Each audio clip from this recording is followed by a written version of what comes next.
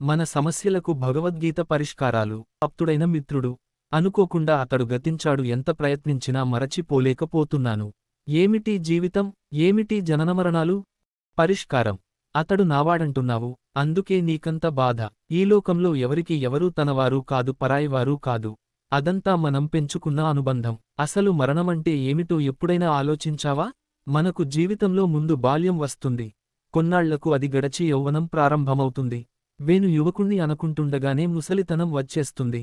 బాల్యం పోయిందని బాధపడుతున్నావా? లేదు. అలాగే నీ ఆత్మ ఈ శరీరంలో కొన్నాళ్లుండి ఇంకో శరీరంలో ప్రవేశిస్తుంది.